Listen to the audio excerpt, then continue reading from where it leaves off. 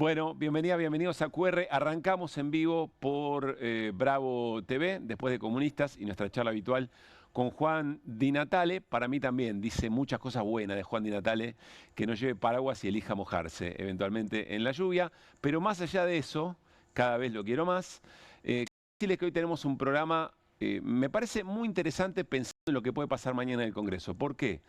Mañana en el Congreso Nacional hay sesiones y son varios proyectos los importantes, pero digamos que mañana el gobierno tiene la responsabilidad o el desafío de sostener los vetos para dos temas muy esenciales. Uno tiene que ver con la emergencia en discapacidad y el otro tiene que ver con las mejoras en las jubilaciones. En varios aspectos. Primero, que recupere lo que manotearon a los jubilados y jubiladas allá por diciembre del 2024, y por otra parte la prórroga. ¿Qué es lo que vamos a hacer en QR? Vamos a demostrar cuáles son las claves para leer más la sesión. Es importante pensar en las ausencias y las abstenciones, más allá de que estén presentes, en cómo votan quienes estén presentes, también sobre qué diputados y diputadas se está poniendo el foco a esta hora para saber si habrá quórum, si habrá los tercios suficientes para voltear los vetos del gobierno de Javier Milei y de otros temas en discusión. También se va a discutir las nuevas de la Comisión Libra. Irina Hauser trae hoy algunas muy importantes vinculadas a Hayden Davis y fondos. Davis en un primer momento tengo esta plata y esta plata le pertenece a la Argentina. Bueno, algo, Irina Hauser también. Vamos a hablar de las primeras pericias que aparecen en la causa por fentanilo contaminado, también muy importantes, de alguna forma, yo diría, va construyendo el momento en que se llega a las elecciones de septiembre en la provincia de Buenos Aires y en octubre las nacionales. El momento económico, el plan económico de Milei y temas muy sensibles para la calle, como por ejemplo este recién, y sobre todo dos causas que al gobierno lo ponen en la mira. Una Libra, de por sí, ya lo hemos conversado muchas veces, solamente falta unir los puntos, las de cabeza para completar la figura. La pregunta es, ¿por qué demora tanto? En todo caso, la justicia en la Argentina.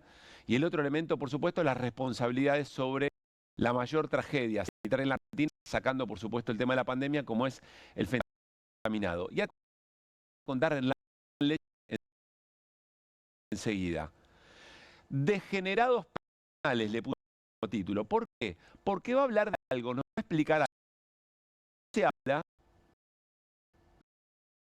todo el tiempo hablando sobre los reclamos y los jubilados. Y tiene que ver con cómo se sustenta, de qué manera, para después hacerle honor a lo que los jubilados necesitan para continuar su periodo laboral activo.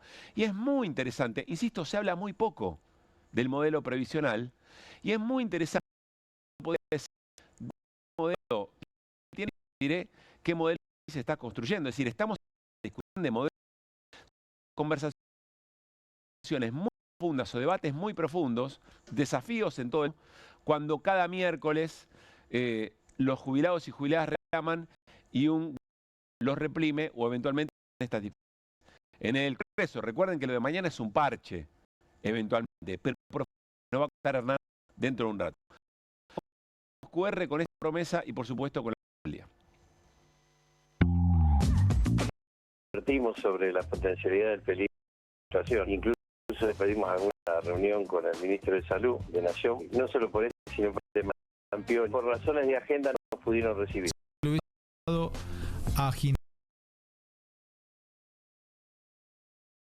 Sí, dice Alejandro Fantino que le chupes bien la pija al que te está llamando. Mario Lugo, Gabo, renuncia. Buscó hacer lo contrario. A los que menos tienen, a los pocos y es una estafa electoral. Es que estoy a una... Quienes más impugnaron en su momento mi paso por la legislatura, y ahora me gustaría una... Es una hermosa pieza de arte en mi opinión, refleja cómo una persona que construyó con su propio esfuerzo, su propia riqueza y su propio porvenir debe ser devorado por las pirámides de la redistribución de la riqueza. Por lo menos generó que la gente hablase un poco de cuánto me cuesta el kilo de naranjas mañana. Los mayores exportadores de la ciudad de Santa Fe son empresas de de CONICET. El CONICET ha pasado por diferentes crisis, pero ninguna donde no haya habido un... Nadie se animó tanto en ningún lado del mundo. Y eso es peligroso. Todo aquel que ponga algo en contra del presidente va a ser investigado. Mi acompañamiento a la ley de emergencia en discapacidad. Por eso desde Córdoba le decimos no al veto. Cuando Espert era candidato a presidente, fue en un avión de Machado, más bancaba su campaña presidencial. Lo único que no está claro es qué querría Fred Machado con su mecenazgo. La intención mía es gobernar la provincia a partir de 2027 y eso requiere de una primera parada en 2025. El peronismo tiene que estar listo frente al fracaso de lo que van a hacer estas políticas. La duda es cuán va a ser la profundidad del daño social, económico. Yo creo que la gente está harta también, ¿no? Cuando uno ve algunas encuestas de la provincia de Buenos Aires o de Tanta.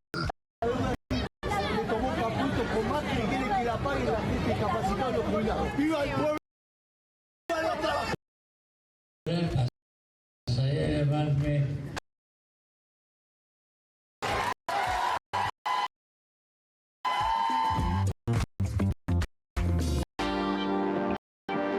Qué grande, Charly García, doctor honoris causa. Eso fue en la Cabuco, en un conocimiento estaba muy hermético, pero finalmente se creó y orgullo seguramente. Muy buenas noches, Irina Hauser. Hola, Hernán Lecher, ¿cómo están? ¿Qué tal? ¿Bien? A coro. A coro, bien. En distinta y en armonía. Bueno, varias cositas, vamos a rescatar algunas de las voces, pero primero uno de los guionistas de Homo Argentum decía, sirve perfecto este debate para corrernos de cuánto sale el kilo de naranjas al otro día, ¿no? Y en algún punto el propio guionista nos da una pista, y tiene razón. Diría el vocero Manuel Adorni, ustedes entran en todas, ¿no? Como le dijo San Filipo a Goicoechea, te comiste todos los amagues, pibe. Y está muy bien, para pensar eso también. Bueno, nos vamos a... quiero decirles que vamos a hablar con Seba Lacunza, colega de Diario AR. Lo recordé porque estaba el Patán Rajendorfer hablando del vínculo de José Luis Espert con Fred Machado, detenido por narcotráfico en Estados Unidos. Nos va a contar la historia de cero, Seba Lacunza. Hoy publicó una nota en Diario AR muy interesante. ¿Quién es Fred Machado y cuál es el vínculo por el cual le dicen a José Luis Espert, primer candidato de La Libertad Avanza a diputado nacional en la provincia de Buenos Aires, que, bueno, parte de su campaña la financió el narcotráfico o se apoyó y se apalancó en el narcotráfico? Hablamos de la campaña 2019, por supuesto, ¿no? Vamos a detener en lo que Alejandro Fantino en su canal de stream Neura decía respecto de Mario Lugones, el ministro de Salud de la Nación. Estamos hablando de alguien que efectivamente acompaña al gobierno de Javier Milei. Y yo sé que hay una lectura que es la primera, es la más directa, pero creo que hay algo más para ver entre líneas en los pliegues, que es parte interesante de lo que queremos hacer siempre en Cuerda. Y con la lentitud de la tortuga Manuelita del ministro de Salud, yo entiendo que tiene que ir en Furfaro, todas las ratas de que estaban los kirchneristas que estuvieron atrás y todo. Ahora, es el ministro de Salud. ¿Puede seguir al frente del cargo? Me parece. Estaríamos viendo si esto le hubiese pasado a Ginés. Lo estaríamos rompiendo todo. Yo también coincido que Mario Lugones debería dejar el cargo y no debería ser más el ministro. A mí me avergüenza cómo lo comunicó, nervioso, tenso, obligado, cagado en las patas, sucio como una papa. Lo tengo que decir, Mario, perdóneme que se lo diga, no lo conozco, pero usted estaba sucio de alma, estaba internamente manchado de hollín. Pesa muertes, Mario, y bueno, lo sé. Lo lamento, hermano, 100 muertos. Lo lamento, papá. Que me chupe bien la pija. Díselo, que me chupe bien la pija. Así, dice Alejandro Fantino que le chupes bien la pija al que te está llamando. Ida y vuelta, decirle. Si quiere me tiro mermelada de arándano para que le guste. Bueno, es Alejandro Fantino. Evidentemente alguien de su le dice que alguien lo está llamando.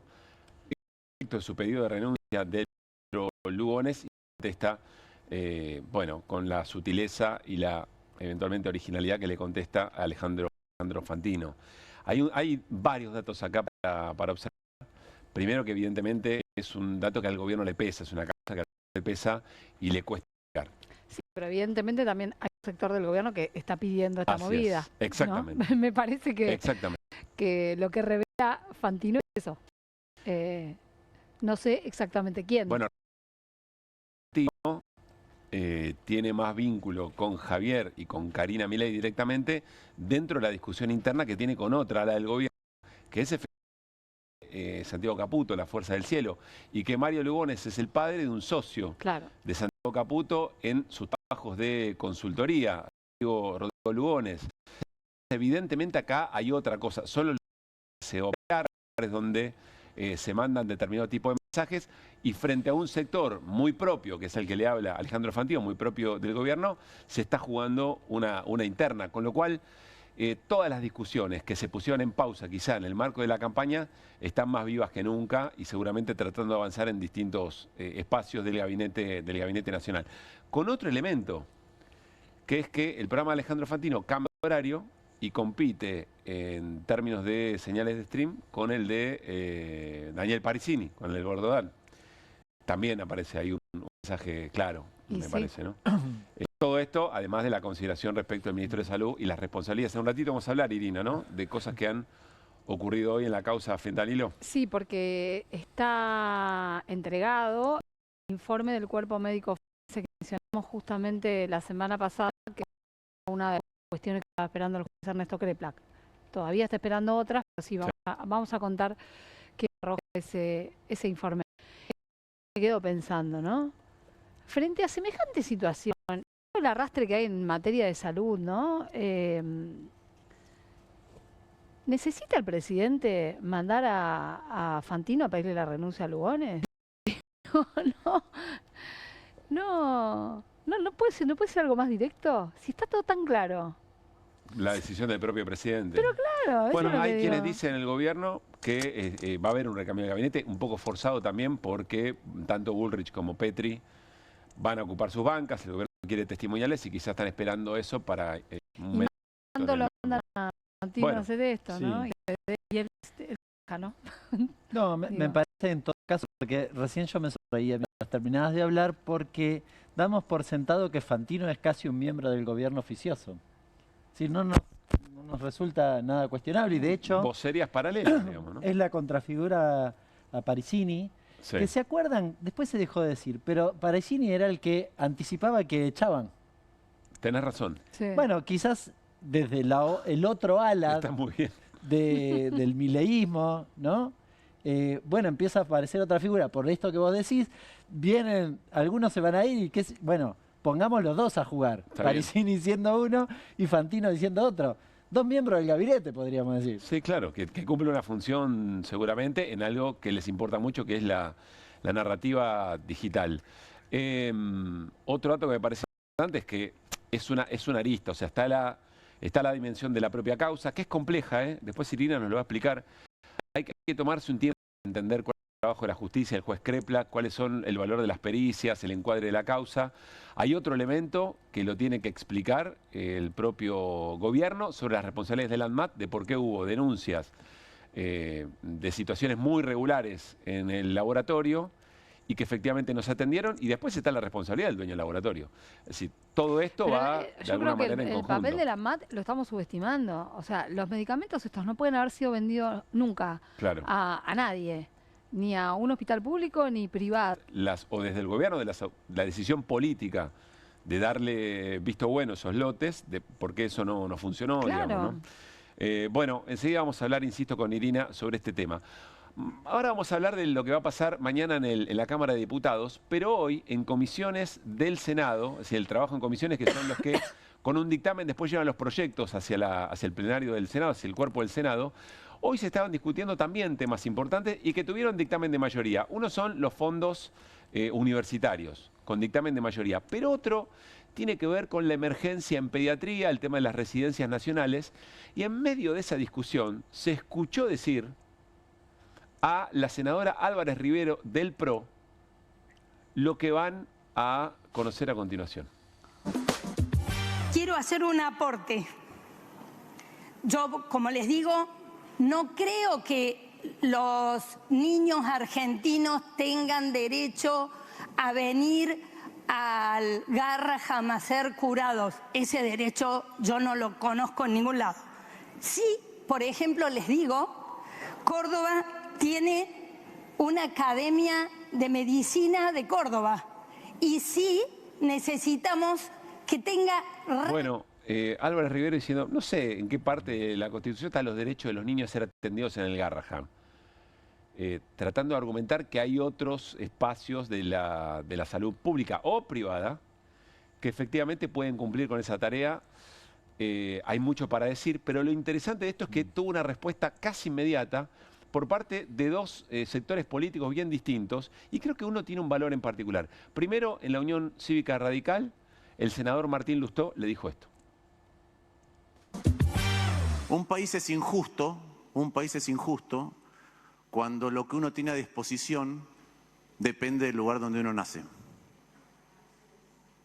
Eso es un país injusto. Entonces, que alguien diga que los niños en Argentina, cuando tienen una patología grave, no tienen derecho a ser atendidos en el Garrahan, la idea de cuán proclive a la injusticia es la cabeza de una persona y cuán alejada está de eso. Porque como si alguien tiene recursos puede conseguirse su tratamiento privado caro, aquel que no tiene recursos, un padre angustiado porque su hijo tiene una enfermedad gravísima, le estamos diciendo que no tiene derecho a ser atendido. Pero más interesante todavía, y cuando hablaba Álvarez Rivero se la veía en primer plano, es la respuesta de Guadalupe Tagliaferri, senadora por el PRO, porque Álvarez Rivero es parte del mismo bloque. Y entonces es esperable que haya críticas desde los sectores que son opositores al gobierno, pero sobre todo por fuera del propio bloque, un bloque que acompaña al gobierno, casi sin pensar, como lo hace Álvarez Rivero. Pero a continuación toma la palabra Guadalupe Tagliaferri, insisto, del mismo espacio político, y dice esto. Pero la única que... Segundo, sí, solamente recordar la Constitución Nacional sobre el derecho a la salud, que lo tiene que garantizar el Estado Nacional. La Convención Internacional de Derechos de Niños, Niñas y Adolescentes, que tiene carácter constitucional en nuestro país porque está incorporada y fue ratificada, donde una de las cosas que plantea es el acceso accesible, equitativo, cercano, inmediato a la salud de los niños, niñas y adolescentes de cada uno de los países. Con lo cual, la salud de los niños, niñas y adolescentes de la Argentina tiene carácter constitucional. Atrás estaba Álvarez Rivero pidiendo la palabra porque le quería volver a contestar a Guadalupe Tagliaferri. Pero esto fue parte del debate hace un rato nada más, dictamen de mayoría para la emergencia pediátrica. Imagino que Rivero habrá contestado, uy, es verdad, me olvidé de leer la Constitución. Tienen razón, no, mala mía. Mala mía, perdón, me equivoqué. Creo que no hizo eso. No. Es insólito, ¿no? Realmente... llama poderosamente la atención. No, el nivel de ignorancia, pero es, o sea, porque fingir que no conoces la Constitución a estos niveles, con los derechos de los niños, niñas y adolescentes, me parece delirante, no sé, me parece algo tan bajo. O algo a lo que llegamos, que es lo que se va construyendo, porque ustedes recuerden que Sebastián Pareja creo que dijo, no importa el currículum, uno de los diputados de la Libertad, no voy a leer ningún proyecto, yo voy a ir a levantar la mano automáticamente, sí. Más escribanía eso, ¿no? Decía la escribanía. Pero esto ya llegó. No es que es el futuro en función de los candidatos que ahora propone Libertad Avanza. No les importa nada. No hay esto no es escribanía, porque la senadora está argumentando. Está tratando de argumentar por qué rechaza, diciendo que no hay derecho de las infancias y de los adolescentes a acceder a la atención de salud pública en el Hospital Garrahan. Me parece que cruzó una y que parece normal que diga eso.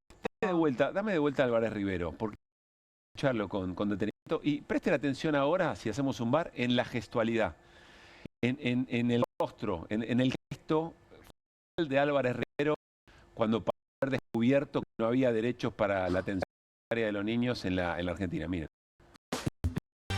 Hacer un aporte. Yo digo, no creo que ir al Garrahan juzgados, ese derecho yo no lo conozco en ningún lado. Sí, por ejemplo, les digo, Córdoba tiene una academia... Ese derecho no lo conozco en ningún lado y abre la órbita ocular, como tratando de subrayar lo que estaba diciendo, ¿sí, Hernán? No, me parece que, a ver, es innecesario que haga eso. Claro. Dudo que no conozca la Constitución. Dudo que no haya sido consciente, senadora. Claro. ¿No es consciente de lo que dice? Sí. Me parece que la respuesta es, se sobregiran en gestualidad hacia su propio espacio interno, ¿no? Lo que hace Lilia Lemoyne, por ejemplo. A ver, me gusta esa teoría. Dice, tengo que demostrar no solo que voto, sino que además soy capaz de defender lo más indefendible de todo. Soy mejor. Claro. Yo soy Exactamente. mejor. Tengo que mostrar que yo soy capaz de defender absolutamente cualquier cosa, ¿no? Por eso te digo que no es escribanía, claro, esto. Está bien. Esto está bien lo que dicen. Es intencional, diría yo. Está Deliberado. está forzando muchísimo a la escena para que vean hasta dónde está dispuesta. Claro. Bueno, es la senadora que cuando estaban los votos, estaban las presencias suficientes para trabajar en una comisión, creo que María Recalde era el vicepresidente, no recuerdo a qué comisión era, se levantó y se fue. No quería que funcione la comisión, pero estaban las premias y no se juega este partido. Y tuvo que volver, la forzaron a volver. ¿Me decía Juli? Bien.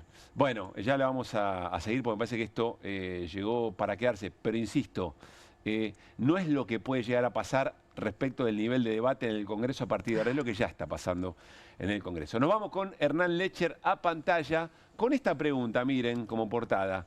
¿Degenerados previsionales? Es la pregunta que se hace Hernán Lecher, jugando con la idea de degenerados fiscales, que es de lo que acusa el gobierno a todos los que quieren mejorar, por ejemplo, la situación previsional de jubilados y jubiladas. ¿Por qué esto, Hernán? Bueno, vos lo anticipabas. Vos viste que el debate, y en buena medida el debate de lo que mañana se va a discutir nuevamente en el Congreso, tuvo que ver en las voces del oficialismo en cuestionar a los legisladores que votaron, por ejemplo, la actualización jubilatoria, en buena medida del retraso que tienen hoy, del bono que está congelado desde el principio prácticamente de la gestión. Sí, claramente. Necesario, pero parche al fin. El argumento del gobierno es esto no se puede votar porque son unos degenerados fiscales. Sí.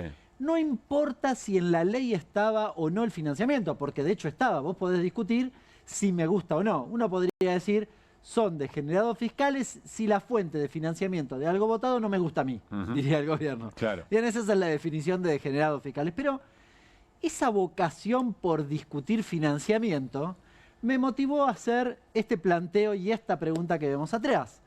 ¿Degenerados previsionales? Si tanto te preocupa el financiamiento.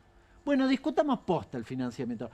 ¿Estás financiando o no estás financiando? No lo motiven a Lecher, o cuando Lecher se motiva, sonaron, Cruzo los brazos. Bueno, y entonces, uno podría, voy a spoilear la conclusión, podríamos concluir, saquémosle los signos de pregunta. Sí.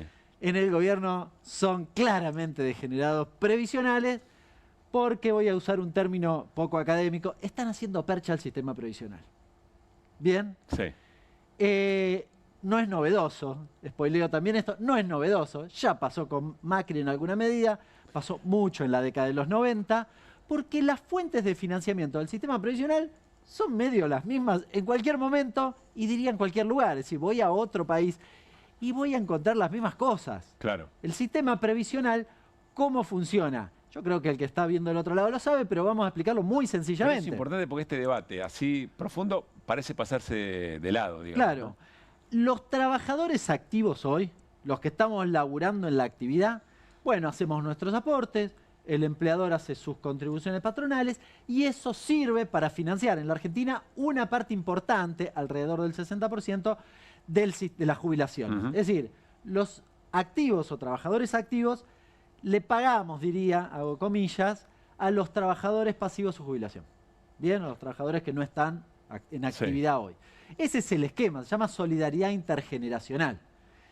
Linda palabrita, ¿no? Sí. Su sistema solidario. Exacto, que además se recuperó cuando se recuperó el sistema previsional o se estatizó nuevamente, porque el sistema de AFJP no era eso. Claro. Yo con la mía, y en todo caso me la timbiaba una FJP, Claro. y fin, en el medio que el Estado se haga cargo. Entonces, ojo, también en el sistema previsional argentino hay una parte que tiene que ver con rentas generales, se financia con IVA, otros impuestos. Bien. Bien.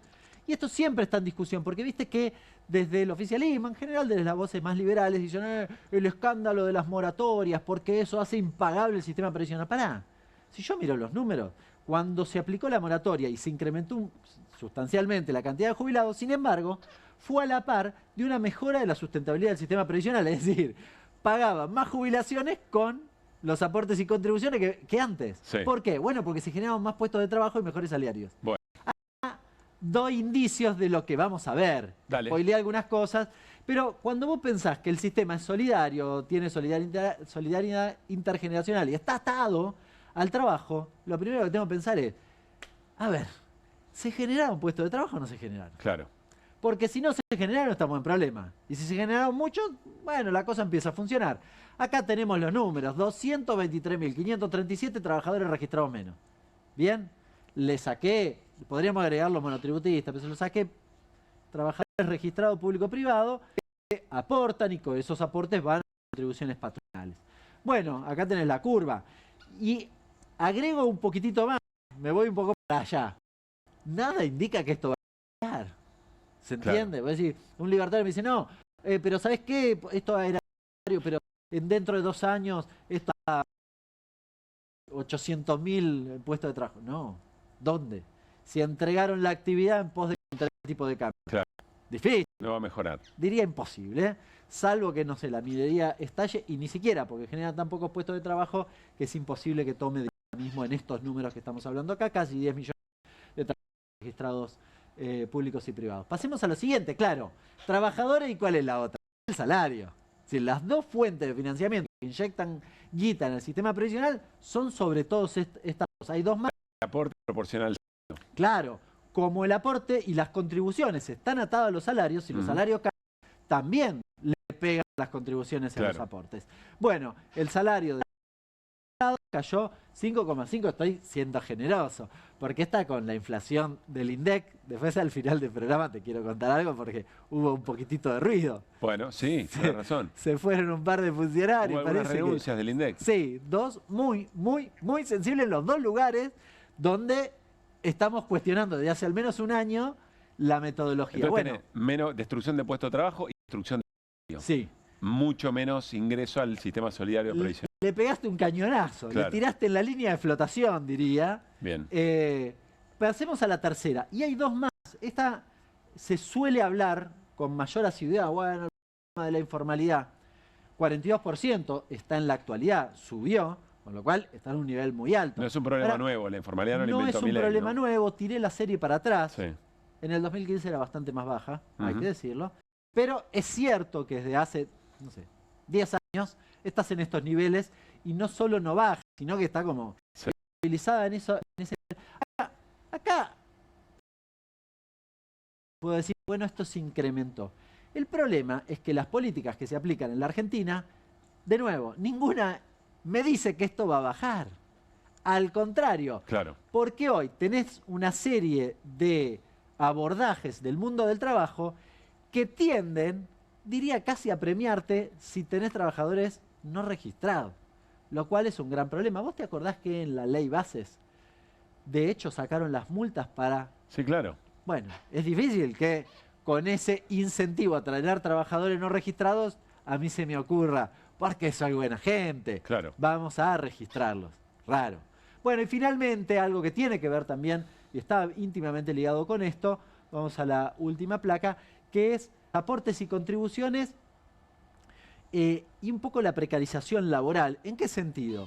Bueno, aportes y contribuciones respecto de que las políticas del gobierno se orientan a perdonar contribuciones o aportes, diría contribuciones patronales, porque a los aportes no, pero contribuciones patronales y sin generar dinamismo en la actividad económica ni ninguna cosa. El RIGI, el blanqueo laboral, el régimen de colaboradores.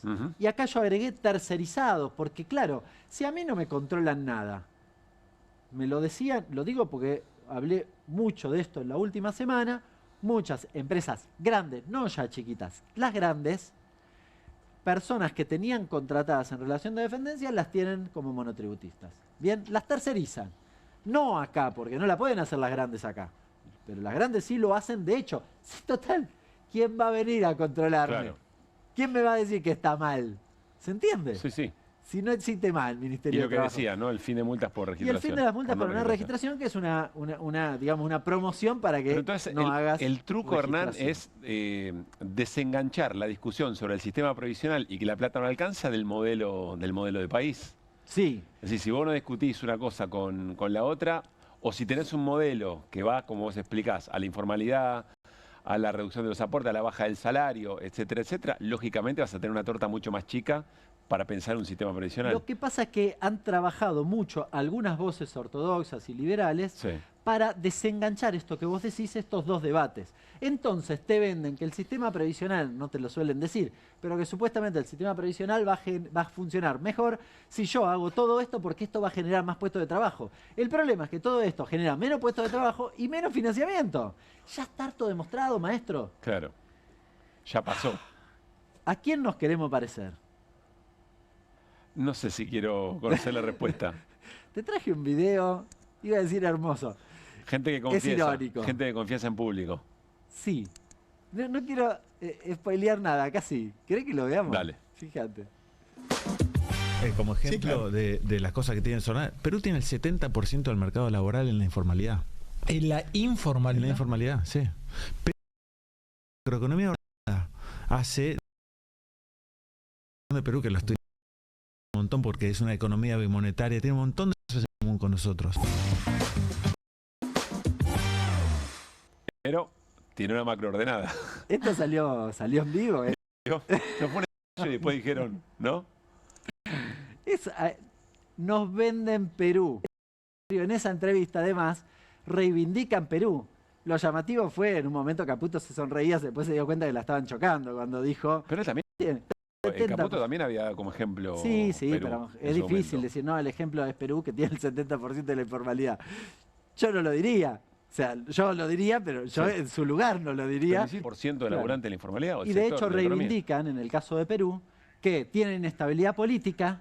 Claro, porque si la política se le ocurre querer corregir el 70% de la informalidad, estamos en problemas. Claro. Pero tienen estabilidad macroeconómica. No sé si está la última... Sí. Juli, ¿Cuál es puso? la conclusión de Porque todo acá esto, fue como una Hernán? especie de amenaza. Dije, esto lo quiero poner. Claro. Y que se lea. El sistema se financia, tan básico como esto. El sistema, Pablo, se financia si a los argentinos y a las argentinas le va bien, si hay empleo, si hay salario, entiéndanlo, por favor. Esto es extraordinario. Entiéndanlo. Entiéndanlo. No es tan difícil. No les va a funcionar el sistema previsional si tirás a todos los argentinos por la ventana. No funciona, se desfinancia y terminás con el 70% de trabajadores informales. Te imaginarás que en Perú los jubilados deben orillar el 30%. ¿No? Gracias, Hernán. Va a ser interesante tener esto en cuenta en los debates de mañana, a ver cuánto aparece esta discusión en los debates de mañana en la Cámara de Diputados. Bueno, vamos a cambiar de tema brevemente. Ya vamos a saludar al abogado constitucionalista Andrés Gil Domínguez. Tiene que ver con algo que Irina Hauser viene siguiendo muy de cerca. Es la causa en la que se está trabajando, o se estuvo trabajando el pedido de la familia Yamoche y de él mismo, para que el presidente Javier Milei borre el posteo en el cual lo maltrata, lo violenta muy pero muy fuerte. Y un juez de La Plata, Alberto Recondo, si no me equivoco, toma una decisión. Y lo que dice es, básicamente, yo no soy quien para decirle al presidente qué puede postear y qué no, porque el presidente postea como un ciudadano. Retengamos esto, lo hablamos con Andrés Gil Domínguez, pero escuchemos al juez. Yo no soy la persona indicada como magistrado, no sé cómo debe hablar, cómo debe expresarse, cuáles son las cosas que puede decir o no decir. No es que amplifica una opinión del niño, sino de la madre.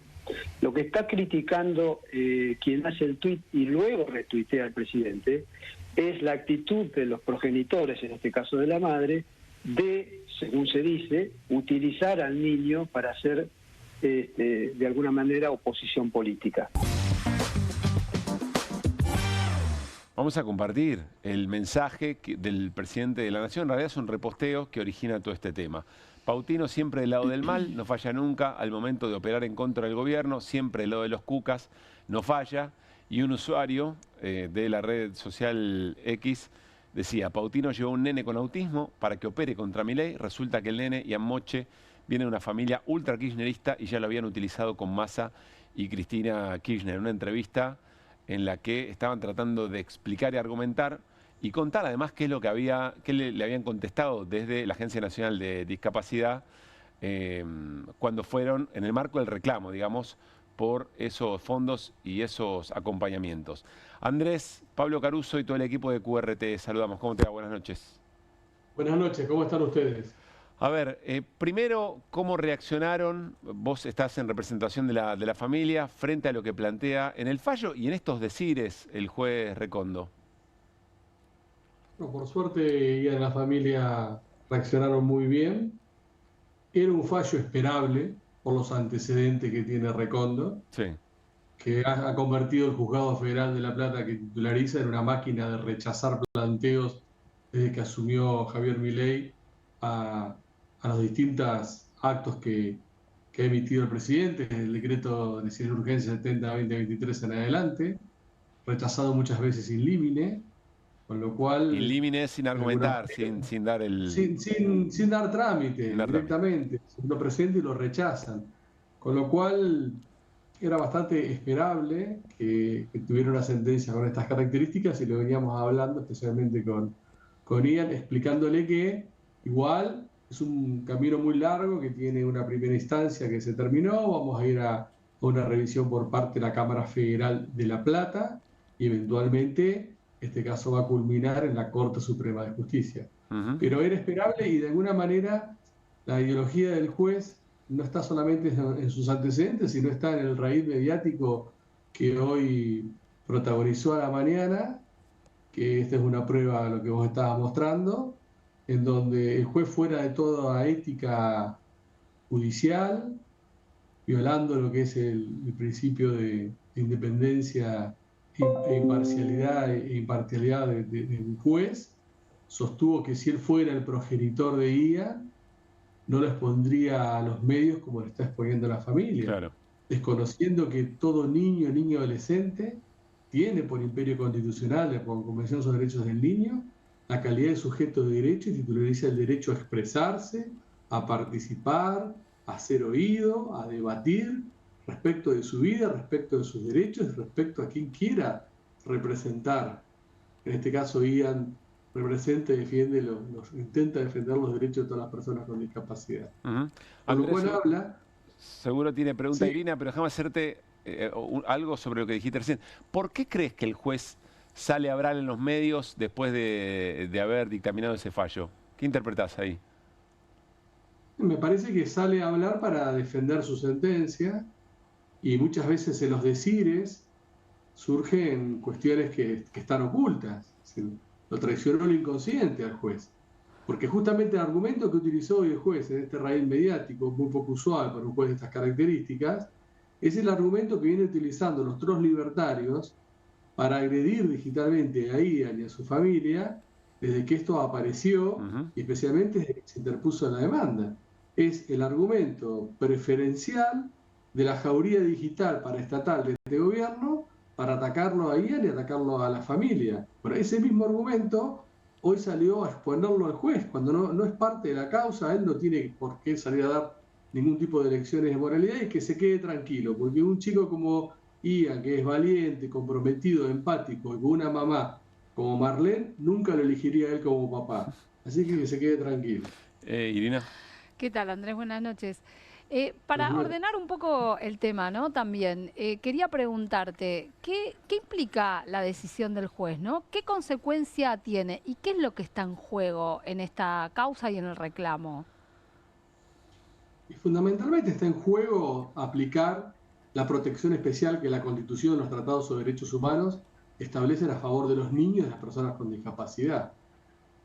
Es aplicar un paradigma en donde cuando hay un conflicto entre un derecho de un adulto y un derecho de un niño debe prevalecer siempre el derecho del niño. Es, de alguna manera, aplicar los contenidos de la libertad de expresión como han sido creados en Occidente hasta el día de la fecha. Es decir, la libertad de expresión siempre ha sido pensado para proteger especialmente a las personas frente al poder, no al poder frente a las personas. Y a su vez también es claramente un fallo donde se juega si el presidente, cada vez que utiliza su cuenta oficial en X, con la tilde gris, que se la otorgan solamente a presidentes, lo hace como presidente y tiene que atenerse a todas las consecuencias de expresarse como presidente, o lo hace como un ciudadano común. Y eso tiene consecuencias notables en varios campos, porque si lo hace como presidente y comete un delito, incurre en agravantes por el cargo de funcionario público, o si lo hace como presidente puede incurrir en varios delitos. Si lo hace como presidente, no está en paridad de condiciones con la persona con el que debate. Y si lo hace como presidente, tiene un deber de prudencia y de cuidado cada vez que se expresa y cada vez que quiere debatir, mayor al que debe tener cualquier otra persona que es un ciudadano común. Entonces, perdón, acá el juez que está de alguna manera protegiendo la situación de Milei, como diciendo, bueno, esto no corre como presidente, ¿no? No, pero lo contradictorio del juez es que el juez puede entender en la causa, puede tramitar esta causa, porque es Milei, si Milei es presidente y si Milei es demandado como presidente. Si no, no la puede tramitar. Si no, uno tiene que ir a la justicia civil ordinaria, porque sería entre pares. Entonces el juez, que primero había dicho que él era competente y la tramitó, considerando que Milei era presidente, ahora dice no, Milei no actuó como presidente. Pero no para ahí, dice, no actuó como presidente, actuó como persona común, pero como persona común yo lo evalúo y a su vez también lo absuelvo. No fue responsable. Entonces, es una contradicción atrás de la otra, más allá de citar fallos de la Corte Suprema de los Estados Unidos que de forma contradictoria, que no le dan la razón, fallos de la Corte Suprema de Justicia que no le dan la razón a nosotros en lo que él dice. Más allá de estos déficits argumentales muy serios, el problema central del fallo es es considerar que un presidente tiene una libertad de expresión protegida con mayor intensidad que cualquier ciudadano. Claro. Y Andrés, te lo preguntamos ya, creo que en otra oportunidad, pero creo que vale la pena reiterarlo, porque estamos todos también mirando de costado la causa Libra. ¿Lo que diga el juez Recondo tiene impacto directo en otra causa o son dos jueces con criterios distintos? ¿Cómo se evalúa eso? No, bueno, son dos causas distintas, pero en donde lo que dijo oportunamente el fiscal y que consintió el juez, y por eso abrió la competencia federal, en cuanto a que era posible tramitar este proceso, porque Javier Milei, cada vez que se expresaba en X, lo hacía como presidente, impacta en la causa libre. Porque si vamos a suponer que se considera que Javier Milei no participó en la estafa, ni tampoco integró una asociación ilícita para estafar, pero el solo hecho de ser presidente implica, o haber ejercido como presidente, implica, por ejemplo, incumplimiento de deberes funcionario público o negocio incompatible con la función pública. Si se lo considera una persona común, ese tipo penal no se le aplica. Entonces, lo que pasa es que el juez y el fiscal, al principio de la causa, se aferraron a esta pauta, pues ya querían quedar, para sacar una sentencia favorable, y no se dieron cuenta que cuando se la quedaban y tomaban la decisión. Me parece que se nos cortó la comunicación. Bueno, Andrés Gildomía explicando los alcances de esto, además, ¿no?, de la propia causa en la representación de Ian y de su familia. La pregunta de Irina, me imagino, a partir de ahora es si el resto del sistema judicial, del Poder Judicial, va a convalidar esto o lo va a revisar. Pero para mí es una discusión absurda. O sea, estar planteando que Milei en algún momento deja de ser presidente. O sea, que hay cosas que no las hace como presidente. No, es algo que no entra en mi... Como tantas otras cosas. Me quedo pensando en que cada uno de los temas que abordamos, básicamente siempre terminan en esto. Pero ¿se entiende lo que digo? Es un ridículo. Es que no importa si la cuenta tiene el tilde gris o no lo tiene. Él es presidente de las 24 horas. O sea, realmente es una discusión que no entiendo y me asombra que pueda haber una argumentación jurídica, incluso para defender o decir que acá lo que está en juego es la libertad de expresión del presidente. Claro. No sé, por ahí me estoy perdiendo algo, pero... Bueno, veremos cómo sigue en ese sentido. No pudimos retomar la conversación con Andrés. Un gran abrazo y gracias por eso. Pero Vamos otra vez, perdón, el tema de los derechos de los niños, niñas y adolescentes. Y en el caso de Ian Moche, con una agravante más, que es los derechos de los niños y niñas con discapacidad, que todos tienen protección constitucional, tienen una protección mayor.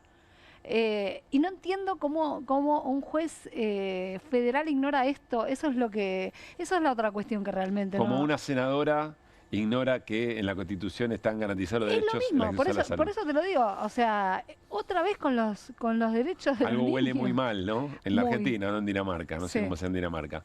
Bueno, de costado estamos hablando de la causa Libra. Con portada nos metemos en los cuentos de la cripto porque se dieron novedades, en este caso en la causa que se sigue en Estados Unidos, Irina. Pasó algo en Estados Unidos que algunos veían venir. Y otros nos sorprendimos un poquito más. ¿Se acuerdan que la jueza de Nueva York, Jennifer Rollon, había congelado los fondos de Hayden Davis? Hayden Davis es el empresario creador de Libra, que estuvo en la Argentina el año pasado 6 veces, reunido además en 3 oportunidades con Javier Milei, y en otra, por lo menos en el famoso Tech Forum. En Estados Unidos lo que tramita es una causa civil y la jueza preventivamente había congelado los fondos de una billetera de Hayden Davis donde había 57 millones en USDT o SDC, que es dólar cripto. Eso es lo que se pudo congelar, pero estaba inmovilizada la billetera y de alguna manera lo que pasa ahora es que queda librada la posibilidad de que él pueda utilizar no solamente el dólar cripto, sino otras monedas que tiene. Y entre esas monedas hay algo de Libra. Vos decís, ¿y eso significa algo? Claro. Bueno. Fernando Molina, que es un ingeniero en sistemas que está muy metido en este tema, viene explicando que no podría mover la cantidad de Libra que se le antoje a Hayden Davis, que podría mover cerca de 20 millones por mes, pero que igual como no tiene liquidez esa moneda, es como si no valiera, es como nada, si no valiera hoy absolutamente nada. ¿A qué juega Hayden Davis? Claro, ¿Y por qué le sirve lo que hizo la jueza en Estados Unidos?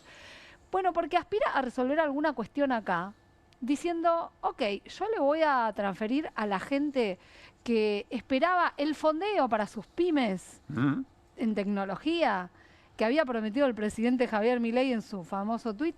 Yo a Viva la Libertad Project, que es este proyecto de supuesto fondeo que nunca existió, les voy a transferir tokens de Libra para que vean que yo no quise estafar a nadie. Como si eso los culpara de alguna manera. Bueno, es lo que podría llegar a ocurrir y es lo que varios especialistas que siguen esto de cerca hoy ya estaban tuiteando después de que sale la decisión de la jueza de Nueva York. Es una posibilidad que intenten jugar con esto en la causa de acá. Quiero decir igual 2 cosas. ¿Esto cerró la causa en Estados Unidos? No, no la cerró. Pero se van a tener que esmerar los demandantes en demostrar que ellos realmente estuvieron afectados en algo gravísimo. Hoy los abogados de Hayden Davis en Estados Unidos salieron inmediatamente a festejar con una especie de comunicado donde decían, bueno, nos están dando la razón porque nadie puede explicar acá la supuesta estafa e incluso el demandante no puede demostrar que haya perdido más de $60, ¿no? $60. Sí, por eso te digo, cosas por el estilo. Ahora, ¿qué pasa con la causa en Argentina? ¿Y qué es lo que nosotros venimos señalando? Por eso digo, tomo lo que pasa en Estados Unidos como un dato que puede llegar a impactar acá de alguna manera, sí. Pero hay que ver qué hace la jueza Servini y el fiscal Eduardo Tayano, porque hay algo que se está investigando acá, o que se debería estar investigando, que es un poco más grave que una estafa. Que es si acá hubo pagos ilegales o no. ¿Qué es lo que nos trajo Martín Romero? Claro. uno de los damnificados, que además es querellante y que además es un especialista en cripto. Que él nos dijo que en realidad, ¿por qué si había tantos interesados con mucho recorrido y mucha espalda en el mundo cripto en el desarrollo de las criptomonedas en la Argentina? ¿Por qué? Le preguntamos nosotros, fue con estos Runfla. Claro. Él dijo fue porque ellos le pusieron la plata, porque ellos coimearon el acceso a Milei. Bueno, esa es una de las hipótesis. Y de hecho hay algunas capturas de chats del propio Hayden Davis que publicaron revistas especializadas de Estados Unidos, pero que están incorporados a la causa acá, donde Hayden Davis dice, sí, yo le pagaba a la hermana para controlarlo a él y para que haga lo que yo quiera. Bueno, cuán verosímil es eso, cuán verídico es, no sabemos, pero hay otros empresarios que estuvieron en el Tech Forum acá el año pasado que dijeron algo parecido. A mí me querían cobrar para reunirme con Javier Milei. Entonces, me parece que ahí está el punto. La cuestión de la estafa, ok, sí, se va a seguir discutiendo si hubo estafa o no hubo estafa, pero me parece que eso desvía un poco la atención de un tema que puede llegar a ser más grave, que es la cuestión de si hubo coimas o no hubo coimas. Y otra cuestión que para mí tampoco es menor, que recién algo Andrés Gil Domínguez mencionaba, ¿no? Vos sos presidente y compartís un posteo de algo que termina siendo una defraudación para personas que invirtieron en una criptomoneda. Te mostraste interés en un negocio privado. Eso en el Código Penal tiene un nombre. No corre para... Claro.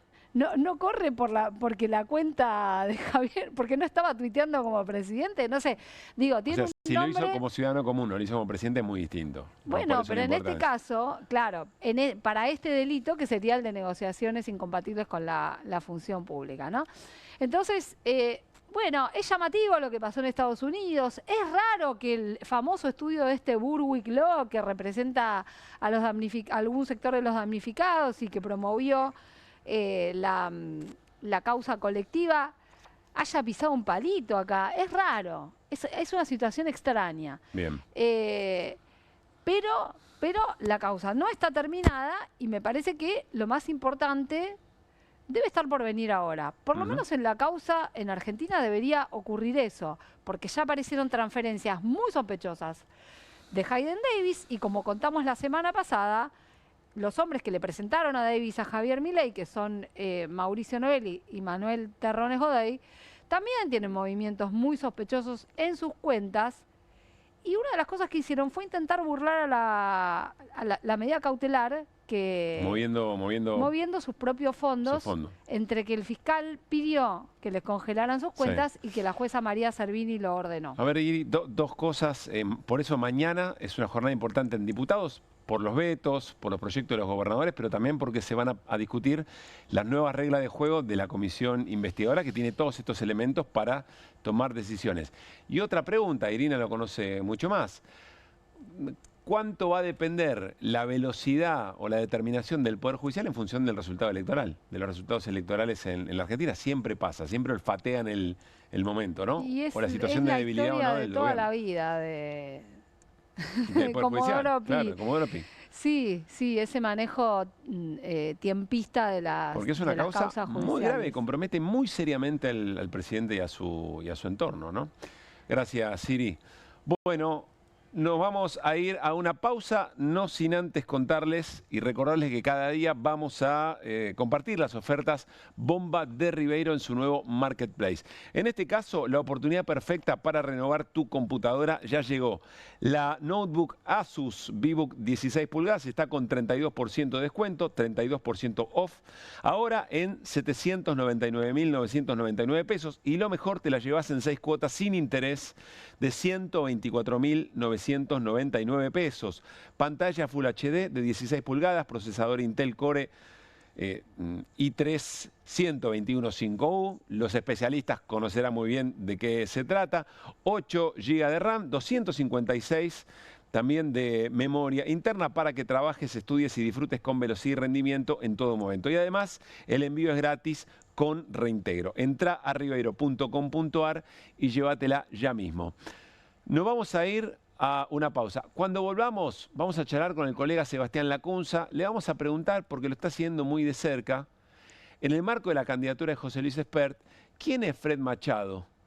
¿Y cuál es la sospecha respecto del vínculo de Fred Machado con José Luis Espert en la campaña de 2019? Y también les vamos a dar algunas claves de lectura de la sesión de mañana en Diputados, donde se ponen en juego 2 vetos muy importantes para el gobierno de Javier Milei y, por supuesto, para las personas afectadas, discapacitados y jubilados y jubiladas. Todo eso después de la pausa. Movete a las promos que querés. Movete a las promos que buscas. Movete a Credicop. Las mejores promos de ahorro en supermercados y ahorro en combustibles todas las semanas pagando con los medios de pago Credicop. Más promos como estas, movete a nuestras redes. Movete a Credicop. Movete a un banco distinto. Banco Credicop Cooperativo. La banca solidaria. ¿Pensás que las subastas no son para vos? Son para todos, porque podés comprar y vender desde donde estés de manera rápida, fácil y confiable. ¿Querés participar de nuestra próxima subasta?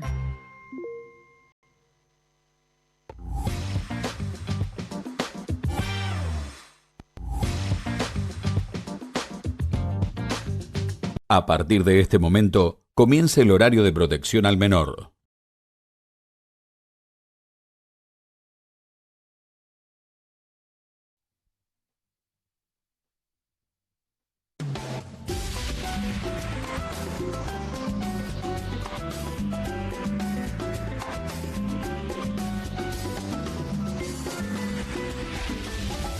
El próximo 7 de septiembre, las y los bonaerenses elegimos a nuestros representantes para cargos provinciales y municipales.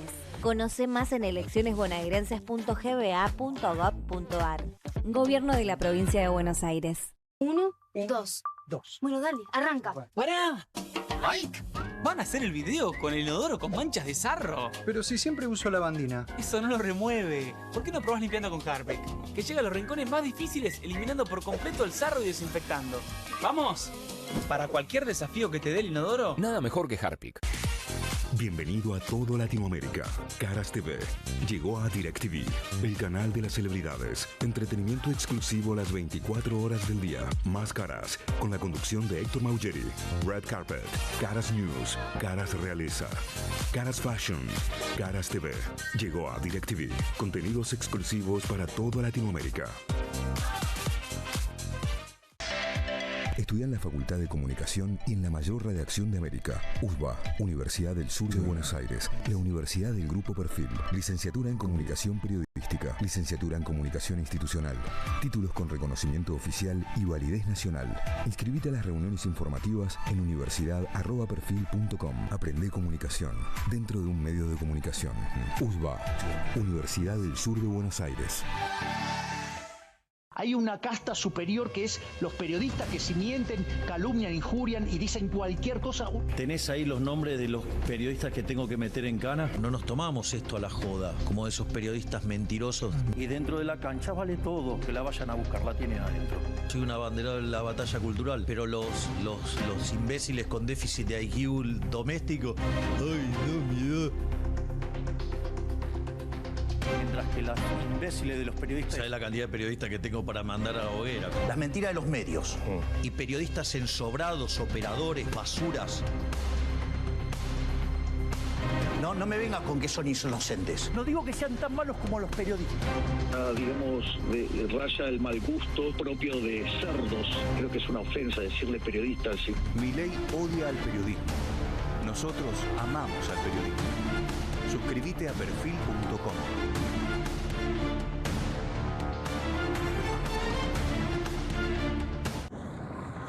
¿El dolor de garganta arruinó tu día? Confía en Strepsils para darlo vuelta. Su doble efecto actúa de manera local, aliviando el dolor y la inflamación en tan solo 2 minutos. Y con un efecto duradero de hasta por 4 horas. Decile chau al dolor de garganta con Strepsils.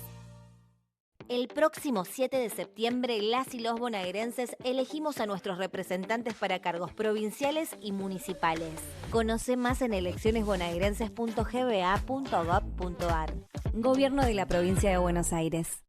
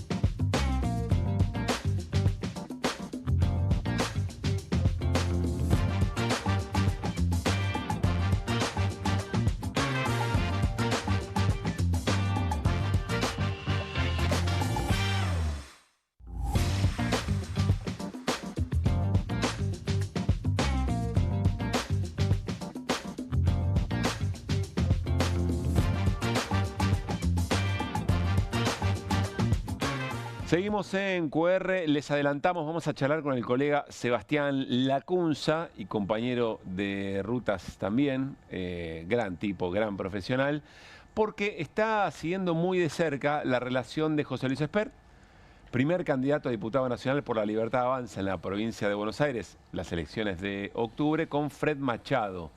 Fred Machado, vamos a preguntarle efectivamente quién es, que no cuenten la historia, pero vean lo que publicó hoy en Diario AR y son historias para seguir las de Sebastián. ¿Qué sabés del tema Fred? Mensajes reveladores del vínculo Espert-Machado, agenda de viajes y un auxilio inesperado. El impacto en armadores de la campaña 2019 ante la detención del empresario acusado de narco por un tribunal de Texas expone la densidad de la relación. WhatsApp, aterrizajes y una foto sugerente, una trama conduce a una probable ayuda a la campaña de Espert en 2019, articulada con Guado de Pedro, que el senador desmiente. Seba, ¿cómo te va? Muy buenas noches. ¿Qué tal, Pablo? Un gusto grande estar con ustedes. Para nosotros también. Espero que andes muy bien. A ver, Seba, ¿quién es Fred Machado y por qué se está siguiendo de cerca el vínculo que pudo haber tenido con José Luis Espert en la campaña del 2019? Bueno, Fred Machado es un argentino oriundo de la provincia de Río Negro que emigró a Estados Unidos a principios de la década del 90. Allí hizo una carrera empresarial, empezó bastante de abajo, se dedicó al negocio de la aviación, compra-venta, alquiler, transporte. Eso le dio muchas relaciones, sobre todo en Florida, y luego incursionó en la minería en Guatemala. Antes de la campaña del 2019, se metió en este negocio en una zona donde hay muy poco Estado en Guatemala. Esta persona se acercó o fue acercada a la campaña de Espert, de José Luis Espert, en el año 2019. Recordemos, por un breve marco, era el último año de Mauricio Macri en la Casa Rosada, con bastante debilidad, con mucha crítica también por derecha de lo que era incipientemente los libertarios, la ultraderecha. Allí había un movimiento y se presenta la candidatura presidencial de José Luis Espert, al principio apoyado por Milei, Giacomini y otros personajes de ese rincón, y se echa a andar esta candidatura. El gobierno de Macri le bloquea los apoyos económicos y políticos, es decir, fue muy precario el comienzo y toda la campaña de la candidatura presidencial de José Luis Espert bajo un frente que se denominó Despertar. En ese marco, con muy escasos apoyos políticos y económicos, acercan a Fred Machado, que era este personaje, este empresario, con estos supuestos antecedentes y una inquietud por las ideas liberales en América Latina. Así llega al conocimiento de Espert. Simplemente como dato de color, el acuerdo por el cual se acerca y compromete un avión de libre uso que José Luis Espert utilizó intensamente durante esa campaña, una camioneta blindada Jeep Cherokee y fondos en efectivo. Estos tres elementos fueron acordados a bordo de un avión, el que está en la foto allí detrás de Espert y Nazareno Echepare, que estaba estacionado en el hangar de San Fernando. El Machado citó a una reunión y allí fue Espert con dos colaboradores en marzo del 2019 y sellaron el acuerdo. Hasta ahí, pregunta, Seba, ¿cuáles son las reglas de juego respecto de quienes quieren aportar o quienes quieren acercar fondos de campaña o logística de campaña en la Argentina en ese sentido? Es decir, más allá de dónde proviene ese dinero y qué es lo que pasa con Fred Machado con el narcotráfico, ¿qué es lo que se puede y lo que no se puede? Bueno, recordemos que ahí ya regía la reforma electoral que se implementó en el 2013, creo que fue la primera elección que se votó con el nuevo sistema de primarias, o creo recordar 2013, que establece una serie de límites al financiamiento. De todas maneras, Pablo, tampoco vamos a descubrir América y a sorprendernos que haya un empresario que aporta fondos en una forma poco transparente y poco declarada. En ningún espacio político, digamos, ¿no? En ningún espacio político, incluso espacios políticos que apoyan a terceras fuerzas para debilitar al principal rival. En este caso había un bloqueo del apoyo por parte del macrismo y recordemos 2019, Alberto Fernández, Cristina Fernández, no les venía del todo mal que surgiera una fuerza por derecha. Que le saque votos eventualmente a Macri, claro. Ahora, lo que sí se trasluce en toda la campaña, y no estamos hablando todavía del factor narco, es decir, de la sospecha que recae sobre esta persona, sobre Fred Machado, es que hay determinadas candidaturas que se montan más por negocio que por política, porque la candidatura es una forma de que se acerquen empresarios, que pongan dinero, que fuerzas rivales se interesen, y en este caso hubo un aporte que dicen en la campaña de Spert por parte de Machado fue el principal aportante y algunos dicen el único aportante privado en la primera parte de esa campaña. En el momento en que llega Machado, algunas personas del grupo de Spert que se fue formando con exmenemistas, gente, ya te digo, a la derecha de Macri, unos cuantos arribistas, algunos dicen, yo al avión y a esa camioneta no me subo.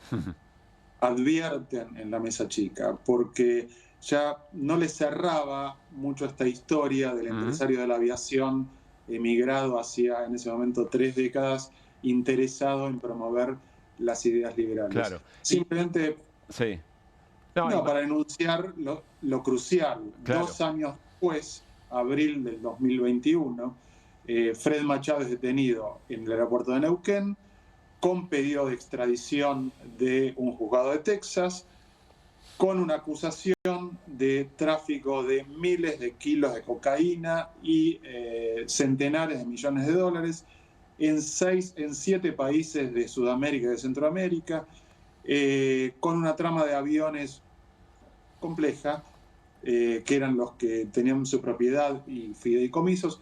Todo esto, por supuesto, es probable, presunto, porque no está sentenciado Machado. Sí hay un juicio en Estados Unidos que ya tiene una persona condenada y está Machado a la espera de extradición, viviendo en Viedma desde entonces, desde abril de 2021. Sí, él está detenido a la espera del proceso, digamos. Sí, en un momento, ya cuando él se acerca a Spert en 2019, cuando se produce este encuentro, Homeland Security ya lo tenía en la mira a Machado, lo seguía, lo convocaba, le pedía explicaciones, porque aparecían aviones que él había vendido cargados de droga en alguna región selvática o aislada de Centroamérica y de Sudamérica, y había tenido una conexión con un viejo caso narco, el narcojet de los hermanos Juliá, a través de una persona que había trabajado con él. Entonces las autoridades y fiscales de Estados Unidos lo convocaban y le pedían alguna explicación. Listo, en Guatemala, listo, gracias, volvemos. Y eso había ocurrido. En el 2019 ya empiezan a poner el foco más detenidamente, pero él no estaba imputado en ese momento. Sí crece el caso y se transforma en una acusación muy pesada que se materializa en el año 2021. Seba, lo último, ¿cuánto crees que esto va a pesar en la campaña o en la eventual candidatura de Spert? Porque viste que suele decirse, mira, los núcleos duros, se muestre lo que se muestre, siempre van a terminar acompañando y creer que hay por detrás una suerte de campaña para ensuciar la imagen de Spert. Siempre están los sectores fluctuantes, ¿no? Los que observan esto y le dan otro peso. ¿Vos qué crees? Que toma un riesgo la Libertad Avanza al ponerlo como primer candidato, porque toda esa campaña terminó muy mal dentro de la experiencia Spert, del Frente Despertar, porque hubo acusaciones de que el dinero se había ido, se había extinguido, antes de tiempo, sospechas, vos te lo llevaste, porque el partido, me apoyó un partido, me lo sacaron. Luego está entre las PASO y la primera vuelta, hay también, y está citado en la nota, fuentes que afirman haber recibido fondos en ese momento de parte o con un contacto con Guado de Pedro, que Guado de Pedro niega terminantemente, pero hay fuentes que señalan una vinculación, y también con Horacio Rodríguez Larreta. Esto es post-Machado, es decir, llegan muy con la soga al cuello a las PASO.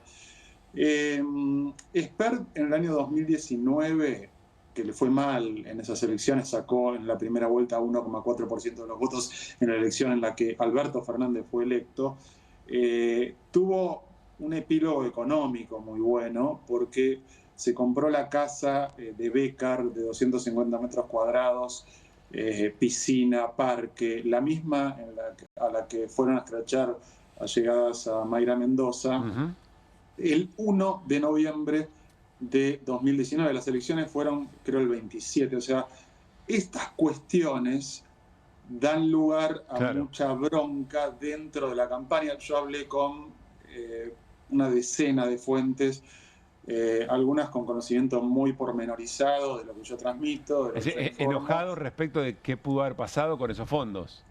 Y bueno, claro, porque como terminó mal y terminó en medio de acusaciones, Espert se compró esa casa y se compró un BMW de $90.000 en el año 2020.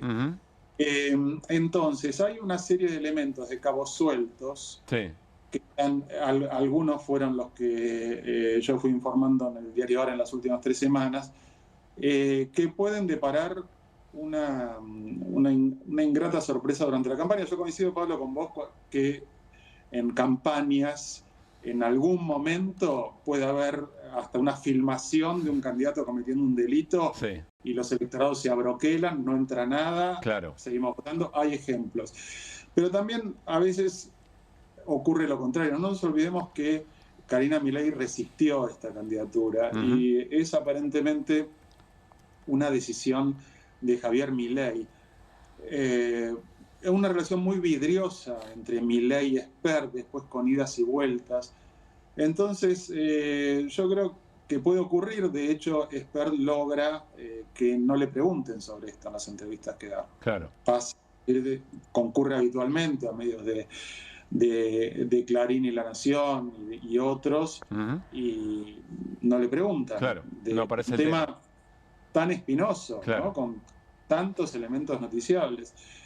Pero bueno, en campaña las cuestiones surgen, las posibilidades de preguntarse acrecientan, entonces... Se tienen que exponer un poco más, claro, los candidatos, ¿no? Se ven forzados, incluso algunos, por supuesto, colegas de esos medios pueden en algún momento romper cierto cono del silencio. Entonces, bueno... no es una figura fácil. Me quedo con esto que decías, asume un riesgo muy grande la Libertad Avanza de llevarlo en este contexto a Espert como cabeza de lista. Seba, gran trabajo, gracias y un abrazo grande. Un abrazo. Que esté muy bien. Seba Lacunza. Fíjense, porque incluso dentro de la propia Libertad Avanza, en ese momento, como contaba Seba Lacunza, no estaban las cosas muy bien en la relación, incluso hasta con el propio Milei, idas y vueltas del profe, como le dice Milei, pero miren lo que decía Lilia Lemoine en ese contexto. Esto es un saludo a todos los expertistas. Quiero solidarizarme con todas aquellas personas que le creyeron a Espert, porque yo fui una de esas personas en su momento que le creyó a Espert. Y hace meses que vengo avisando que se fue con Juntos por el Caño, por el Cambio, se fue por el caño también. Les vengo avisando que es un valijero, les vengo avisando todo lo que es. Bueno, él acaba de declararlo en persona, así que mis más sinceras condolencias a todos los adolescentes que tanto él como Mechi reclutan y los mandan a atacar a otras personas y después los descartan. Esto era en la campaña del 2021, cuando finalmente Spert y Milei, bueno, se discuten, se pelean, toman senderos distintos, luego la vuelta a la vinculación, ¿no? Pero estamos en momentos en que esto, qué sé yo, capaz juega, capaz no, medio que vale todo, se puede decir cualquier cosa, veremos, como dice Sebastián, que dijo algo muy interesante, dice, cuidado porque en el medio de la campaña pueden aparecer novedades sobre esta misma causa. Bueno, nos vamos a meter con otra causa importante, tiene que ver con el fentanilo contaminado y también hoy novedades, porque empiezan a llegar pericias importantes, Irina. El cuerpo médico forense, junto con peritos de las partes que están interviniendo en la causa, tanto de querellas como del propio laboratorio HLB Pharma, firman un informe donde, donde lo que se analiza es una relación entre 20 historias clínicas y las bacterias que estaban presentes en las ampollas de fentanilo de este laboratorio. Describen distintos tipos de vinculación que puede haber entre el fentanilo que recibieron los pacientes y el desenlace, ¿no? Las personas que, bueno, estas personas que fallecieron. Sí. ¿Qué incidencia tuvo este fentanilo administrado en los fallecimientos? Esta es la pregunta que se plantea en términos un poco más complejos, este análisis que hacen los peritos. Y lo más importante... Si es causa de muerte o no. Si es causa de muerte o no, exactamente. Y lo más relevante es que de las 20 historias clínicas que analizan, hay 12 donde encuentran lo que llaman un nexo concausal. Tenemos ahí el texto para verlo. El nexo concausal define los casos en los que el cuadro infeccioso vinculado a los microorganismos con demostrada identidad fenotípica, dice este texto, molecular y genómica, con los recuperados de las ampollas de fentanilo, constituyó un factor agravante significativo de la condición clínica del paciente portador de un cuadro clínico complejo con múltiples comorbilidades y contribuyó al desenlace fatal. Esto guarda relación con el fármaco contaminado, bastante explícito, ¿no? Es bastante explícito. Esto se afirma en 12 de los 20 casos. Sí. Me preguntas a mí, yo te diría que es suficiente como para que el juez pueda avanzar en lo que está analizando. Le falta recibir un informe del Malbrán, que probablemente lo reciba mañana, que es el que tiene que determinar cómo se produjo la contaminación de las ampollas.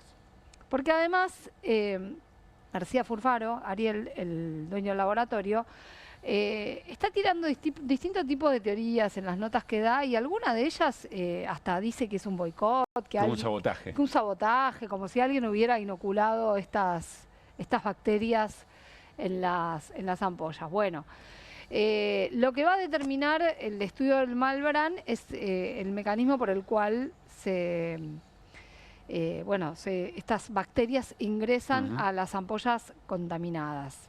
Que hoy, o sea, la tranquilidad es que están fuera de circulación, sí. O sea, que eso no corre más.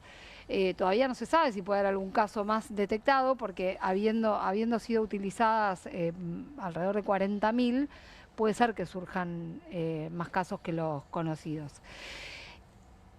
Ahora, acá también hay una cuestión. Yo pregunto, ¿no? ¿Hay imputados en la causa? Y bueno, todo el mundo me está contestando. Por ahora no es que se sabe. Hay personas sospechadas. Hay personas sospechadas, vinculadas al laboratorio, sí. Y relaciones con personas del laboratorio. Y acá la otra gran pregunta es a lo que yo me refería al comienzo del programa es, ¿y la MAT? ¿Qué es lo que pasa? ¿No? Porque, bueno, hoy hablaba, por ejemplo, con funcionarios en Rosario, o sea que en Rosario hay hospital público y hospital privado, sí, que han tenido casos, ellos son querellantes además en la causa, y me explicaban lo mismo que en la provincia de Buenos Aires, que es, ¿por qué se compraron ampollas a ese laboratorio? ¿Se compra también a otros laboratorios? Y me dan una explicación muy parecida. Bueno, ahí en Rosario contratan con 2 laborarios. Sí. Pero en el caso de HLB Pharma, la cuestión de los costos era fundamental. Fundamental, la cuestión de los bajos costos. Sí. ¿Por qué? Porque encima en Rosario, si vos no compras al que te vende más barato, estás cometiendo una infracción a la ley. Ahora, en el caso de cuando se produce la compra, tiene que estar aprobada por ANMAT ese medicamento. Entonces acá hubo algo previo, digo, además de los informes que conocemos, sí, que alertaron sobre los lotes que podían estar contaminados y los problemas que había en la producción, hay algo que tiene que ver directamente con la aprobación en el momento que está comprando o una institución o el sistema de salud provincial. Y aparecen testimonios, ¿no?, de ex trabajadora y una ex trabajadora que dijo que se sabía, que se conocía dentro del propio procedimiento que del laboratorio que eso estaba contaminado, ¿no? Sí. Ahí hay una enorme cantidad de agravantes, ibas a decir la Hernán. Bueno, pero esos testimonios van a tener que formar parte de la causa, sí, en algún momento, porque no hay muchos testimonios hasta ahora. Claro. También eso es está esperando evidentemente el juez. Más información para la información dura, supongo, para empezar a... Sí, pero también testimoniales. Sí, las dos cosas. Hernán.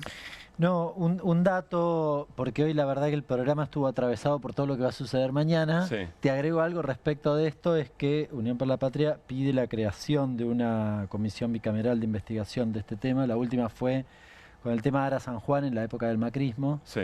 Así que es algo que va a estar en discusión en el recinto y que es probable, en relación a lo que decía Irina, que se investigue también en la Cámara de Diputados. Recuerden, la Comisión de Salud se había reunido la semana pasada, hablamos con Pablo Yedlin, el titular, y creo que todos los espacios políticos acompañan esa eventual investigación. Creo que también están esperando a ver si efectivamente el gobierno hay una señal o hay voluntad de que el propio Mario Lugones vaya a dar testimonio, digamos, se presente en ese sentido también. Es decir, se están jugando muchas cosas al mismo tiempo. Por un lado, la responsabilidad del dueño del laboratorio. Después del ANMAT, de por qué con todas las advertencias no hizo nada y finalmente agregó esto.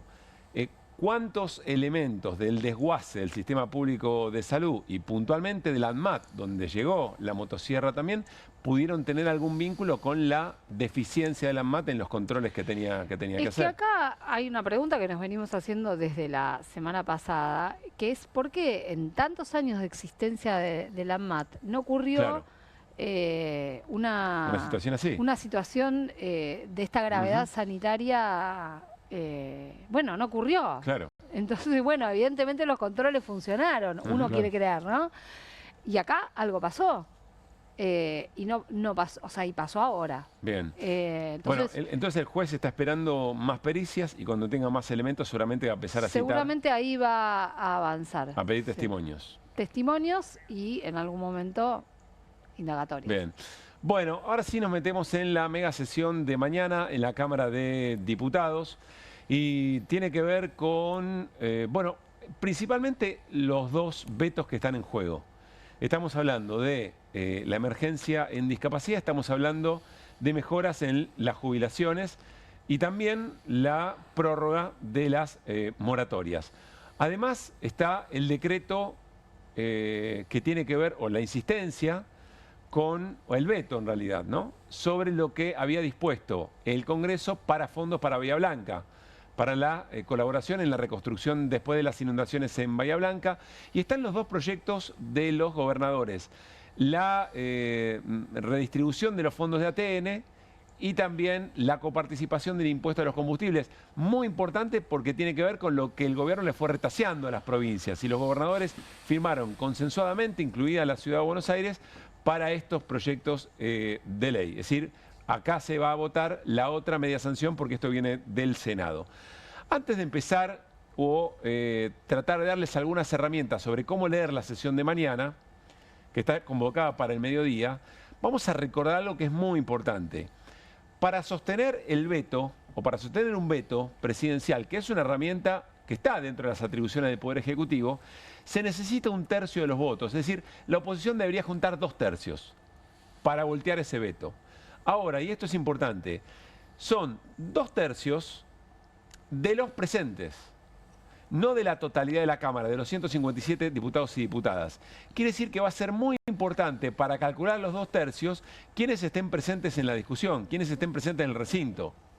¿Por qué decimos esto? Porque podría haber una maniobra de algunos sectores para acompañar al gobierno que dan quórum, están presentes, es decir, eleva la cantidad de votos necesarios para llegar a los 2/3, pero después se abstienen. Entonces, en la sesión de mañana, abstenerse sería acompañar al gobierno. Y claro, podrían decir, bueno, yo no sostengo el veto al gobierno, no lo acompaño, no rechazo, digamos, la insistencia con el proyecto, pero me abstengo. Y ese sería un favor muy importante que se le va a poder hacer al gobierno para llegar a esa cantidad de héroes necesarios para insistir con el veto presidencial.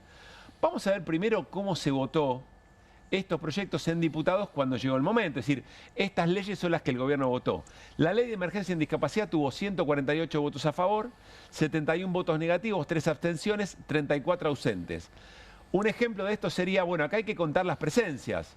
148 más 71 negativos más 3 abstenciones. Si esto se volviera a dar, estarían los 2/3, que es 148 más menos.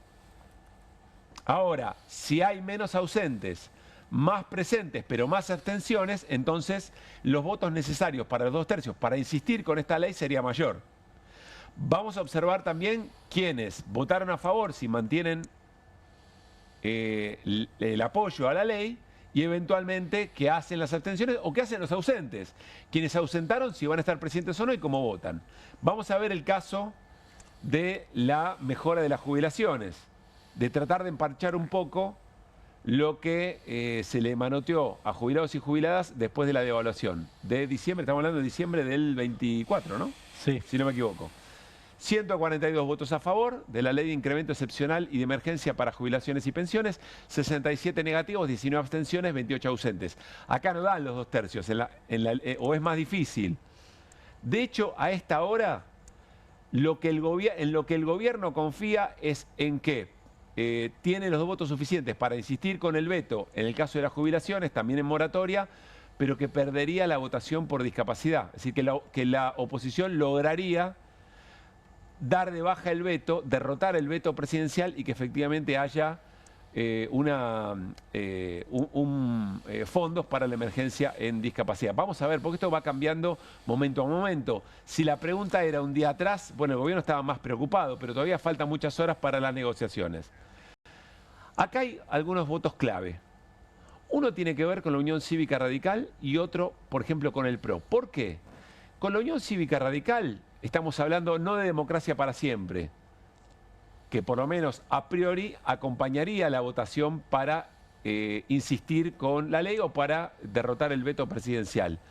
Bueno, acá hay una pregunta por Rodrigo de Loredo y los radicales que lo acompañan, porque Rodrigo de Loredo quedó afuera de las listas de La Libertad Avanza, fue muy crítico cuando no aceptó un lugar no entrable en la lista de la provincia de Córdoba, dijo yo, sumisión no. ¿Se va a traducir eso en que Rodrigo de Loredo va a acompañar a los distintos sectores de la oposición que quieren darle pelea al veto, que quieren insistir con las leyes? Bueno, esto es una pregunta importante. Y por otro lado, María Eugenia Vidal, que hizo declaraciones nuevamente diciendo que, bueno, sí, es cierto que el PRO acompaña en algunas provincias, no en todas, pero ella dijo, yo no estoy de acuerdo con los acuerdos con La Libertad Avanza, y sobre todo porque fue muy crítica de algunas cuestiones vinculadas a estas leyes. Vamos a compartir lo que decía María Eugenia Vidal en las últimas horas. Oscar Sago, perdón, vamos a ir eso por el lado de María Eugenia Vidal, discúlpenme. Ahora, después está Oscar Sago, que es parte del bloque del MID, y que es muy curioso como lo dice, y creo yo que nos da la razón en cuanto a ver cómo se comportan más allá de decir que no van a acompañar al gobierno. Escuchen lo que decía Oscar Sago, el diputado Sago. No quisiera acompañar el veto, eso lo vamos a definir en el plenario del Comité Nacional con los distintos diputados y con los distintos legisladores y con los miembros de la Mesa Nacional, ¿no? Bueno, pero vos sos influyente, Oscar.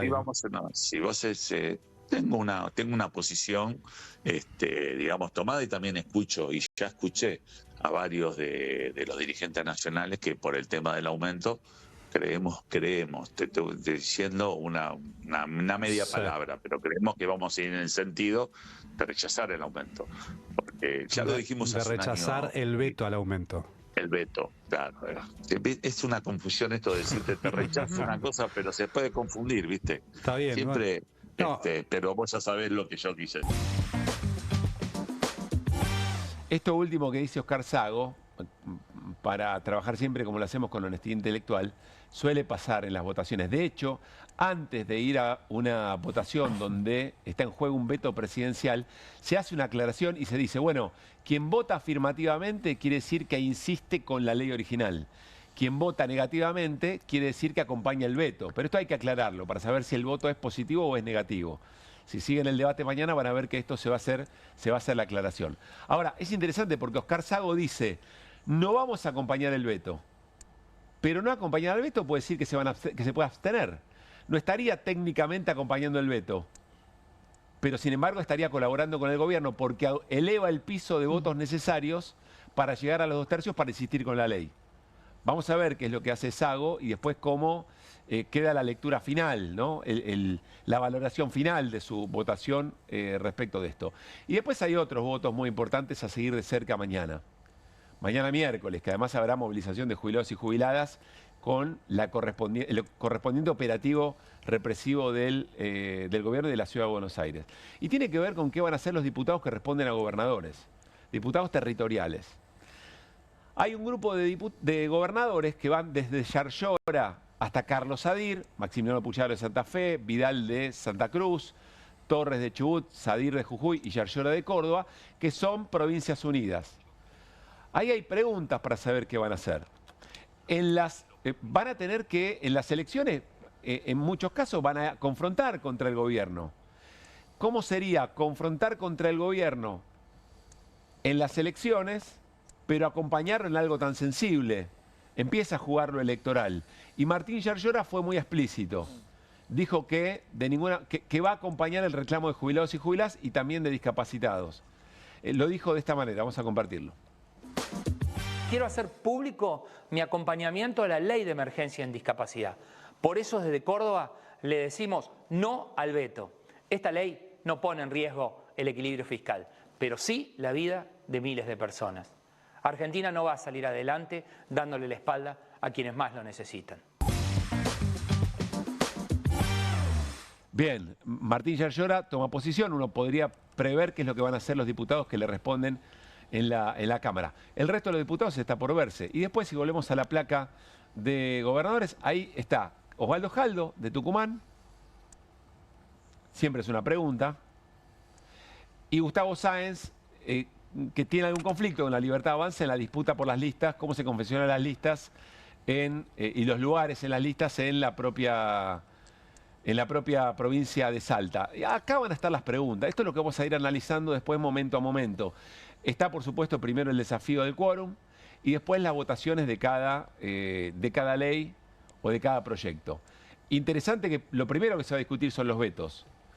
Porque, claro, en las negociaciones dirán, gobernadores, nosotros vamos a acompañar eventualmente después su pedido en el Congreso, pero primero ustedes nos tienen que acompañar a nosotros. En el medio del gobierno negociando con los gobernadores a ver si puede evitar que sean ley también los proyectos de ATN y de combustibles. Estábamos acá en una charla, mientras con Hernán, volviendo a lo de Sago. Yo creo que Sago dice abiertamente, dice, no vamos a acompañar el veto, vamos a rechazar el veto. Claro. Dice Sago. Lo que no dice es si se va a abstener o si va a rechazar, si va a votar negativo. Bueno, lo digo por la positiva, sí, que va a acompañar él y no sé por quién más habla, pero en principio... El resto del MID. Claro. Son 3 a acompañar el aumento de las jubilaciones y el aumento del bono. Es decir, van a ir en contra del veto. Bueno. No así en el caso de la moratoria. El caso de moratoria jubilatoria. Queda fuera o acompañan el veto, por decirlo de manera sencilla. Bueno, está bien. Moratoria es un poco más complejo, ¿no? Por lo menos incluso en cómo se votó originalmente en la Cámara. Vamos a ver qué ocurre con eso. Pero cuando Sago dice rechazo el veto o no acompaño el veto, bueno, después hay que ver cómo eso se materializa al momento de la votación. Yo insisto que si se abstiene le está haciendo un juego al gobierno. La fuente que vos tenés es que... Acompañar, medio que abstenerse no es. Acompañar es acompañar. Acompañar es votar, es una interpretación. Rechazar el veto, abiertamente. Sí, claro. Bien. Sí. Bueno, yo insisto, mañana a esta hora va a ser muy interesante la lectura de quién hace qué cosa. Pero yo insisto con algo, porque nosotros nos quedamos en las roscas, en las negociaciones, pero ya está, estos temas llegan a un momento que han penetrado mucho en la sociedad. Y de cara a las elecciones no es gratuito volver después a la provincia o a los pagos de cada diputado o diputada y tener que defender por qué rechazar una mejora en las jubilaciones o eventualmente los fondos para discapacidad. Esto también empieza a jugar, quizá mucho más que los vetos anteriores que habían sido también por jubilaciones y por fondos universitarios en su momento, digamos, ¿no?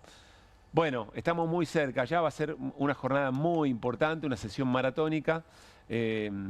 Nos apasiona la política, cuánto de esto llega después a la mayoría de la ciudadanía, veremos, pero se juega, es una parada muy importante mañana la de la Cámara de Diputados.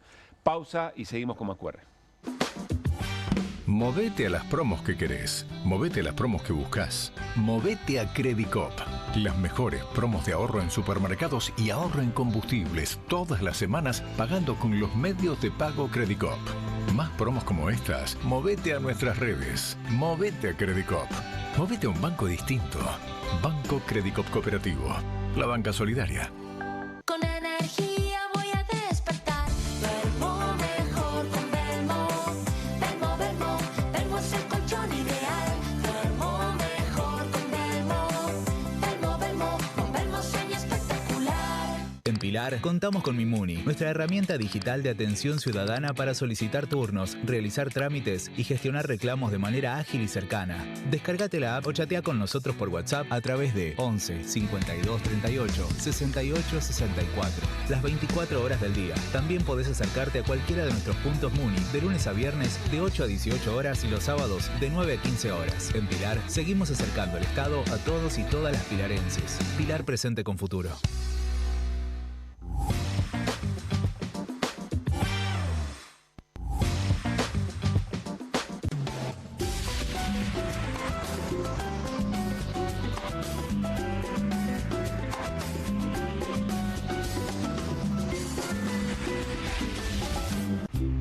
Las casas usan diferentes perfumes. Eligen oler a café en la mañana, a veces a ropa recién lavada y otras a madera. Pero cuando quieren oler a limpio, eligen Prosenex. Sentí el perfume de la limpieza. Prosenex, limpieza que se siente. El próximo 7 de septiembre, las y los bonaerenses elegimos a nuestros representantes para cargos provinciales y municipales. Conoce más en eleccionesbonaerenses.gba.gov.ar. Gobierno de la Provincia de Buenos Aires.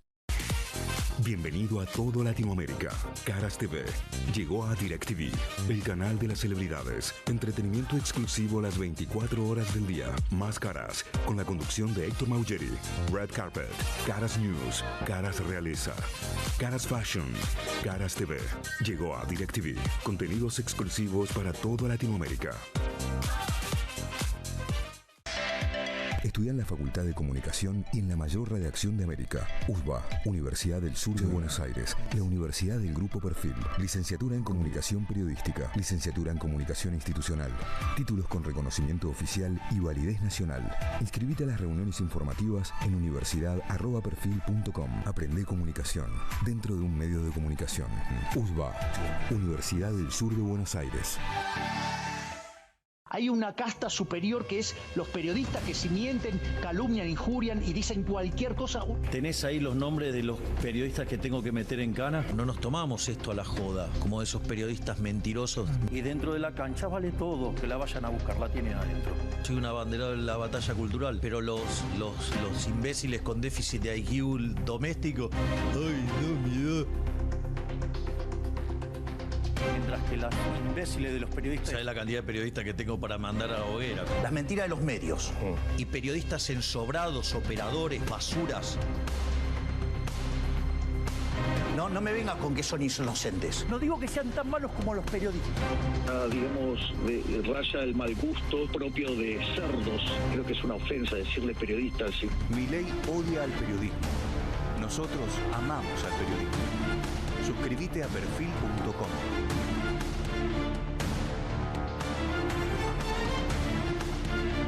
No te compartas los datos del celu. ¿Salís? Conectate al ahorro. Con Telecentro Wi-Fi prepago podés tener el giga más barato para usar internet fuera de tu casa. Conseguilo en Mercado Pago y disfrutá 10 gigas desde 799 pesos. Telecentro, conectando con vos. 1, 2. Bueno, dale, arranca. ¡Pará! ¡Mike! ¿Van a hacer el video con el inodoro con manchas de sarro? Pero si siempre uso lavandina. Eso no lo remueve. ¿Por qué no probás limpiando con Harpic? Que llega a los rincones más difíciles, eliminando por completo el sarro y desinfectando. ¡Vamos! Para cualquier desafío que te dé el inodoro, nada mejor que Harpic.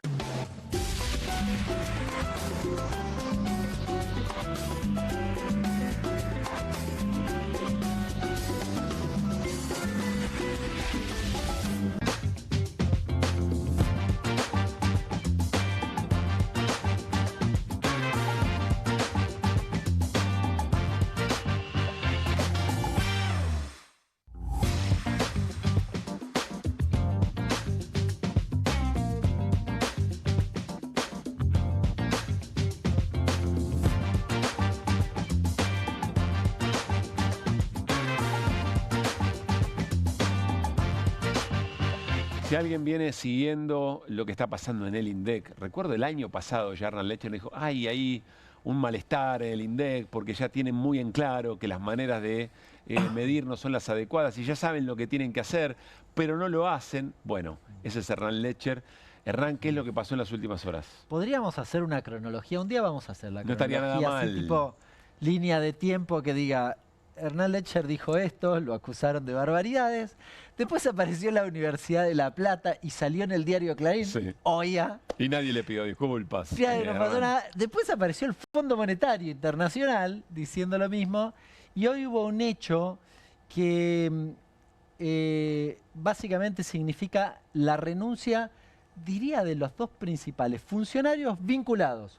Uno al IPC y el otro a la medición de pobreza. O sea, mirá que tenés que funcionarios. Son las dos cosas que están siendo cuestionadas. Las dos que están cuestionadas. Uno por la UCA, además, ¿no? Sí, sí, no, pero de hecho, una Georgina Giglio, que es directora encargada del tema del índice de precios al consumidor, quiero buscar el cargo, la dirección de índice de precios de consumo es la dirección de la que ella era titular. Yo consulté más temprano con algo de esta data a gente del organismo y me decía, no, pero si yo hablé hoy a las mañanas y al rato, antes, cuando estaba viniendo para acá, me manda el mensaje, me diste vos la noticia de que efectivamente había renunciado por cuestiones personales. Sí. Llamativo. Y no te van a decir. El otro caso, Guillermo Manzano, Dirección de Estadística de Condiciones de Vida, sí efectivamente dijo por discrepancias metodológicas. Bien, por las formas en la medición o diferencias de criterio, para ser preciso.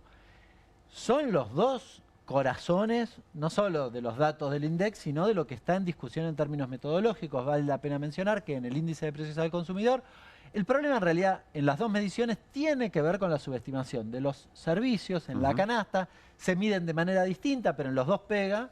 Y la subestimación de los servicios hace que la tasa de inflación, desde que asumió Milei hasta hoy, haya medido 10 puntos menos de lo que en total midió. Prácticamente todo lo que recuperó el salario, incluso más, a esta altura del partido, bastante más que eso, porque perdió 6, así que hubiese perdido naturalmente más de 10. Y la pobreza, que claramente también le significa, Salvia habla de 5 puntos, con alguna otra cuestión metodológica adicional respecto de la medición de los ingresos. Pero es un tema muy importante. Hicieron eco todos los diarios de esto y todos en esta clave de lo que estoy planteando yo. Sí. Lo digo... O sea, no hay lecturas no, disímiles. Ninguno dijo cuestiones personales, lo puso marginalmente. Todos dijeron lo mismo. Dice que es cuestiones personales, pero son de estos dos temas principales, que son los que están en discusión y los que se vienen cuestionando. En el medio salieron los datos de inflación mayorista, que no ayudan mucho, que anticipan algo de lo del mes que viene, en términos minoristas, y que aproximadamente se incrementaron los precios en el mercado local del 3%. Y ya habías dicho el otro día que puede haber modificaciones en la medición para diciembre. Sí. Acá hay dos cuestiones. El Fondo Monetario los aprieta para que hagan las correcciones. El gobierno, cuanto más lo postergue, tienes una cuestión de tiempos. ¿Por qué? Primero, todo lo que hizo para atrás, esos 10 puntos, no lo va a medir. Claro. Lo metía bajo la alfombra, beso, y listo. Ahora, y vos decís, ¿pero y por qué entonces lo patea? No tiene mucho sentido. Bueno, porque viene pisando los servicios ahora mismo, con lo cual, si quiere hacer la modificación y quiere volver a meter la mula, por decirlo de algún modo, tendría que esperar a aplicar los aumentos y después hacer la corrección. Claro. Entonces, si lo quiere hacer en diciembre, enero, febrero, bueno, la corrección quizás la aplica en marzo del año que viene.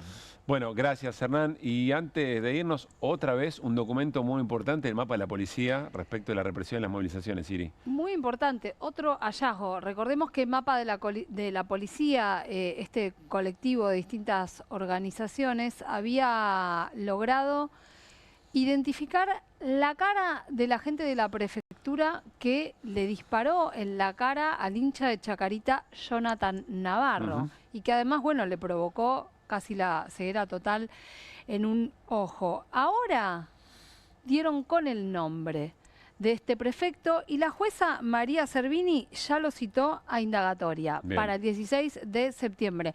Pero vamos a ver el material del mapa de la policía donde te muestran su reconstrucción y quién es este agente que le disparó al hincha de Chacarita en la marcha de los jubilados del 12 de marzo. A partir de la reconstrucción del disparo contra Jonathan Navarro que realizamos desde el mapa de la policía y la querella en la causa, la justicia logró identificar al autor material. Se trata del oficial auxiliar Sebastián Emanuel Martínez, de la agrupación Guardacostas de la Prefectura Naval Argentina, quien quedó imputado y fue citado a indagatoria el 16 de septiembre. Además, la jueza ordenó la prohibición de salida del país para el efectivo. El oficial Martínez disparó a la cara de Jonathan, transgrediendo las expresas indicaciones del manual de uso del rifle táctico disuasivo Birna TCR.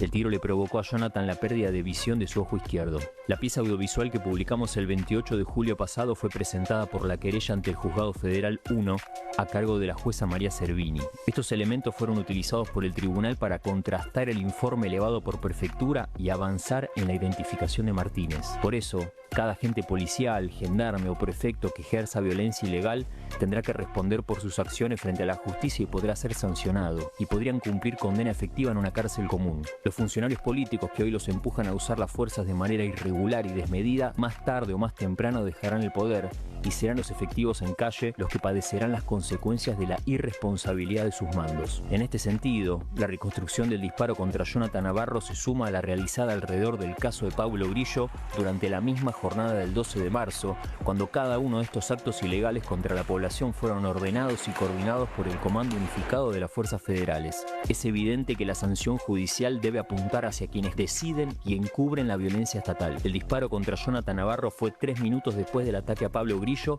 al otro lado de la Plaza de los Dos Congresos. Vos también podés participar de esta historia. Registrá todo hecho de represión policial en el espacio público. Compartí esta información. Participá de este método de cuidado colectivo contra el abuso policial.